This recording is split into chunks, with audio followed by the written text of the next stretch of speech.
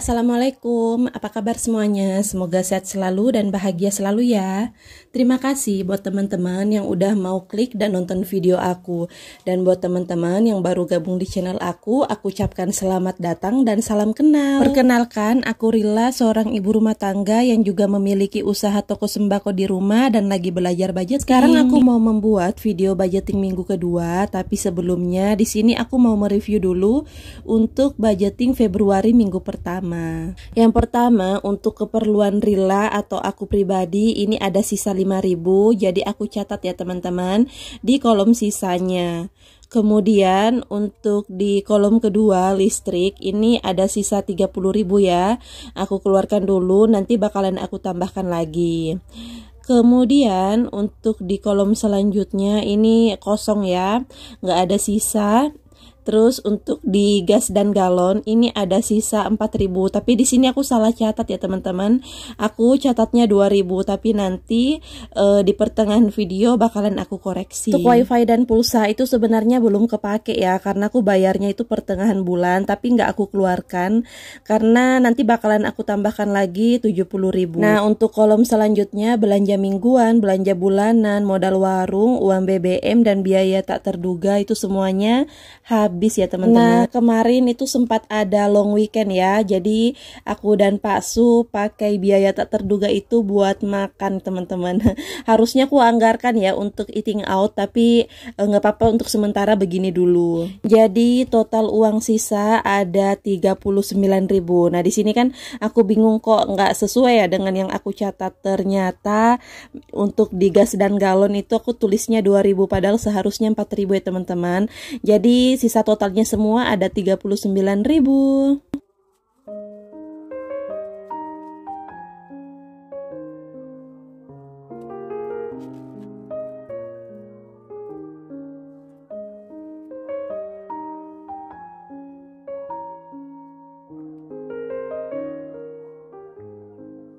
Oke, selanjutnya di sini aku mau membuat tabel untuk budgeting Februari minggu kedua.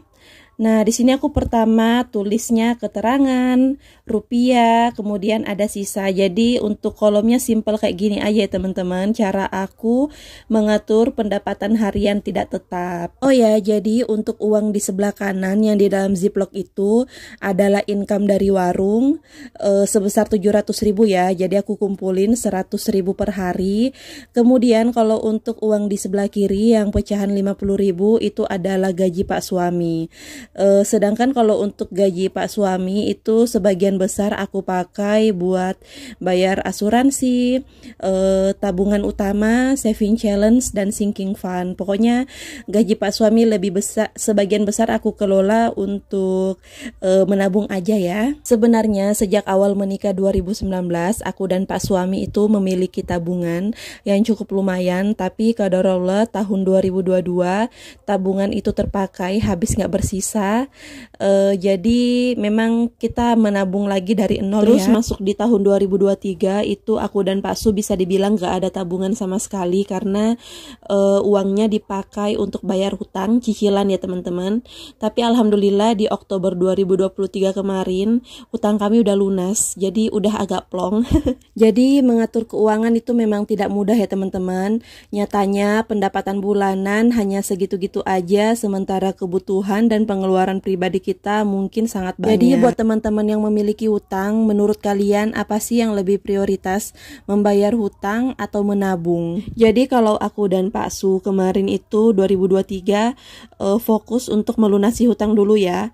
Adapun uang yang kita simpan itu semacam uang pegangan aja, jadi bukan dibilang tabungan ya, cuman semacam uang jaga-jaga supaya di saat kita ada misalnya kayak mau servis motor, ganti oli itu ya, adalah sedikit uang yang kita pakai, uang yang kita pegang. Rasanya membayar utang dulu dan menunda tabungan terkesan strategi yang lebih tepat untuk dilakukan, karena jika kita membayar utang dulu, tentu kita akan merasa lebih lega dan aman. Masalahnya adalah kalau misalnya kita menunda tabungan, itu dapat menyebabkan masalah yang serius juga ke depannya, karena kita menjadi tidak memiliki uang pegangan, dan kalau misalnya pendapatan kita berhenti secara mendadak, otomatis kita akan bingung dan ujung-ujungnya akan berutang lagi. Nah, tapi kalau misalnya hutang yang kita bayarkan mempunyai bunga yang sangat besar, itu lebih baik kita memprioritaskan untuk melunasi hutang dulu ya. Nah, kayak hutang aku kemarin, itu kan hampir mencapai 50% dari pendapatan bulanan, makanya aku dan Pak suami udah komit di awal untuk segera melunasi hutang supaya nggak terlalu kepikiran. Oke, lanjut di video. Sekarang aku mau memasukkan anggaran mingguan aku ke dalam dompet. Nah, untuk yang pertama, untuk uang pegangan aku pribadi, di sini aku masukkan Rp35.000 untuk satu listrik. Aku isi 100.000 per minggu. Pokoknya meskipun masih ada sisa di tokennya itu tetap aku isi ya teman-teman, 100.000. Lebih baik lebih daripada kurang. Untuk listriknya memang menurut teman-teman mungkin agak mahal ya, karena kan ini dipakai buat cari uang juga, karena antara rumah dan warung itu listriknya gabung. Total uang yang bakalan aku masukkan ke dalam dompet ini ada 700.000, sesuai dengan yang aku sisipkan setiap minggunya. Setiap harinya itu 100.000. Aku kumpulkan dulu uangnya, kemudian kalau udah terkumpul setiap hari minggunya aku budgeting seperti ini. Buat teman-teman yang saat ini masih memiliki utang, sebaiknya utamakan keselamatan finansial kita dulu ya. Bila utang kita sudah terlalu banyak dan menumpuk, fokus pada menyelesaikan hutang tersebut lebih dahulu. Tapi kalau misalnya hutang teman-teman masih terkendali dan bisa dibayar, maka mulailah dari sekarang membangun pondasi keuangan yang kuat. Belajarlah menabung dari sekarang, karena yang namanya tabungan itu nggak ada ruginya sama sekali. Walaupun penghasilan yang diterima tidak tetap, tapi sepanjang masih tekun bekerja, pasti ada nilai penghasilan paling rendah atau paling tinggi yang didapat setiap bulannya. Nilai inilah yang perlu kita ketahui agar bisa kita buat nilai rata-rata penghasilan tiap bulannya. Nah, untuk tujuan mengelola keuangan yang digunakan sebaiknya penghasilan yang terendah ya, dan apabila kita mendapatkan lebih dari hasil terendah tersebut, kita bisa membuat dana cadangan atau dana darurat. Setelah mengetahui berapa penghasilan yang paling rendah, selanjutnya kita bisa membuat anggaran. Untuk memudahkan dalam mengatur keuangan, sebaiknya teman-teman membagikan posnya masing-masing. Kayak aku ini di binder ungu merupakan binder tabungan wajib ya teman-teman. Jadi gaji dari Pak suami itu aku masukkan ke dalam posnya masing-masing seperti ini. Ini merupakan tabungan wajib yang wajib aku isi setiap bulannya. Kemudian kalau untuk di binder merah itu merupakan sinking funds atau dana darurat. Kalau misalnya motor Pak suami mau servis atau bayar pajak motor, itu aku simpan uangnya di binder merah itu ya. Kemudian kalau untuk di binder biru itu merupakan saving challenge. Jadi kalau misalnya ada kembalian di tiap bulannya, ada dana sisa, itu aku masukkan misalnya pecahan 2.000, 5.000 atau 10.000 ya teman-teman. Udah ada ziplocknya masing-masing dan ada trackernya juga supaya kita tahu udah berapa sih yang terkumpul kayak gitu. Buat teman-teman sebaiknya jika memang ada niat menabung ketika menerima pendapatan, lebih baik teman-teman menabung di awal ya. Kalau menabung di awal, kita akan lebih mudah menahan diri dari membeli berbagai macam barang atau hal-hal yang tidak terlalu penting. Begitu juga jika ada tujuan menabung, maka kita akan bersemangat untuk menyisihkan uang. Sebelum kita memutuskan untuk membeli suatu barang, ada baiknya kita tidak terburu-buru dan langsung melakukan pembelian. Kita coba sabar dulu dan coba bandingkan harga barang yang sama yang dijual di toko lain. Selain itu, bandingkan juga antara harga barang dengan kualitas yang ditawarkan. Siapa tahu teman-teman bisa menemukan barang dengan kualitas yang bagus dan juga harga yang murah. Ujian terbesar dalam mengatur keuangan adalah godaan untuk belanja berbagai barang. Bahkan yang dibeli bukan barang-barang yang benar-benar penting. Kadang kita tergoda membeli barang karena sesuai dengan selera kita atau keinginan kita. Padahal barang tersebut itu tidak ada anggarannya. Godaan belanja seperti ini juga seringkali membuat rencana keuangan yang telah kita susun menjadi berantakan. Salah-salah malah kita bisa terjebak dalam hutang lagi. Ya ampun, jangan sampai teman-teman. Pokoknya buat teman-teman yang udah lunas hutangnya, jadikan jadikan pengalaman, dan sebaiknya kalau misalnya ada keinginan lebih baik kita menabung dulu. Oh ya, di sini aku nambah satu tabungan lagi buat ponakan aku yang di Batam. Sebenarnya kata orang tuanya nggak usah, tapi aku tetap kepingin ngasih ya. Terus kata adekku nggak apa-apa disimpan aja dulu, jadi ya udah aku simpan, tapi aku simpan di ziplock ini juga ya supaya kelihatan ada tabungan buat ponakan aku. Jadi nggak apa-apa ya teman-teman, karena aku juga belum punya anak, jadi ya udah ponakan aku ya aku anggap seperti anak aku sendiri. Kita lanjut di binder sinking funds atau semacam biaya darurat, tapi ada poinnya masing-masing ya. Kayak ini yang pertama, untuk di pos kesehatan aku cuman isi 5.000 aja ya teman-teman. Sebenarnya aku dan Pak suami udah ada BPJS, tapi nggak ada salahnya ya kita memiliki semacam uang pegangan. Jadi kalau misalnya kita butuh, nggak ada rasa terpaksa untuk mengeluarkan karena udah ada posnya. Selanjutnya untuk di gift atau hadiah. Nah, di sini nominalnya juga nggak terlalu banyak ya teman-teman, karena memang aku baru memulai dan memang untuk di bulan kemarin juga aku nggak ada kondangan, jadi uangnya masih terkumpul ya. Nah, jadi kalau misalnya nanti aku mau kondangan atau menghadiri acara akikah atau acara apapun itu, ini ada ya teman-teman uang khusus untuk hadiah. Kemudian gitu. Untuk shopping di sini juga ada anggarannya ya teman-teman. Di sini aku masukkan 10.000 aja. Jadi kalau misalnya aku mau belanja online, aku bisa pakai uangnya dari sini ya. Lanjut di pos beauty atau kecantikan. Biasanya untuk pos ini aku pakai untuk beli skincare ya. Gak tahu sih kapan aku mau beli skincare-nya, karena juga sebenarnya masih ada, tapi nggak apa-apa aku simpan uangnya dari sekarang. Lanjut di pos clothing. Nah, clothing ini buat beli baju ya.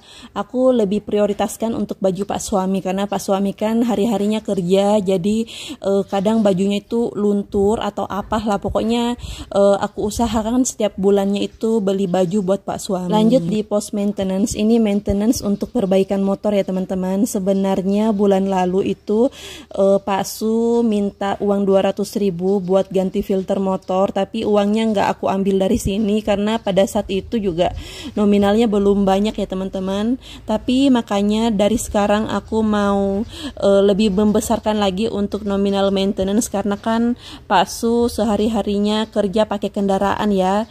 Jangan sampai di perjalanan Pak Su ada kendala atau apa gitu. Pokoknya aku usahakan untuk motor Pak suami itu harus rajin diservis. Lanjut di pos transportation. Jadi ini bukan buat beli kendaraan ya teman-teman, tapi buat bayar pajak motor. Bayar pajak motor nanti ya di bulan 10 atau di bulan Oktober. Jadi aku nabungnya dari sekarang. Semoga pada saat tiba masanya uang ini udah terkumpul, amin. Dan terakhir untuk uang entertain, kalau misalnya aku dan Pak suami kepingin healing, liburan gitu ya, misalnya ke luar daerah atau misalnya mau nginap di hotel, udah ada uangnya ya teman-teman. Karena yang namanya kita kerja butuh sesekali yang namanya hiburan, liburan kayak gitu. Oke, terakhir di binder biru ini aku mau isi uang 2.000 ke saving challenge 2.000 ya teman-teman. Jadi ini tips menabung menyenangkan, gak terasa ya teman-teman, karena kita ngumpulin uang receh-receh seperti ini. Ini pun aku terinspirasi dari channelnya Marissa Handayani. Pasti teman-teman udah familiar banget ya sama channel beliau. Untuk saving challenge 2.000 ini kalau misalnya udah terkumpul, rencananya aku mau pakai buat beli lemari 3 pintu, tapi nggak tahu deh ya kedepannya kayak gimana. Pokoknya aku menabung aja dulu. Untuk saving challenge 5.000 ini kemungkinan aku bakalan tambahin lagi trackernya supaya nanti uangnya bisa terkumpul untuk beli logam mulia yang 1 gram ya teman-teman. Benarnya akan lebih menyenangkan kalau misalnya ini menabungnya setiap hari ya, tapi aku nggak bisa seperti itu karena memang ada berbagai banyak kebutuhan. Jadi kalau untuk saving challenge seperti ini aku biasanya pakai uang sisa aja ya teman-teman. Selanjutnya aku mau isi saving challenge yang 10.000, dan ini baru terkumpul 1 baris karena memang aku baru memulainya di tahun ini.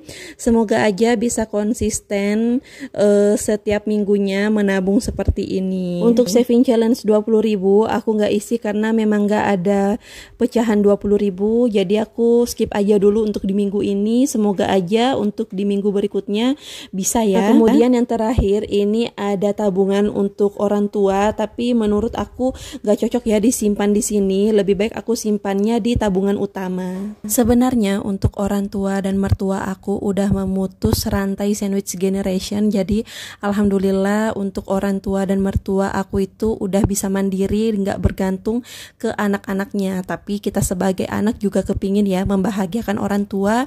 Meskipun uang tiap bulannya ditolak, tapi aku kepingin suatu saat bisa membahagiakan orang tua aku. Gitupun aku dan Pak suami berharap semoga nanti di masa tua tidak menjadi sandwich generation ke anak-anak cucu nanti, karena kepinginnya ya biarkan anak cucu kita menikmati hasil kerja kerasnya sendiri tanpa harus memikirkan keuangan orang tuanya. Baiklah teman-teman, sampai sini dulu ya videonya. Terima kasih buat teman-teman yang udah setia nonton videoku dari awal sampai selesai. Semoga apa yang aku sharing ini bisa bermanfaat buat teman-teman semuanya yang juga lagi belajar menabung. Bila kalian merasa video aku ini bermanfaat, boleh dong share link video aku di tab komunitas kalian. Mohon maaf kalau aku ada salah kata dan perbuatan di video ini. Sampai jumpa di video berikutnya. Wassalamualaikum warahmatullahi wabarakatuh. Dah.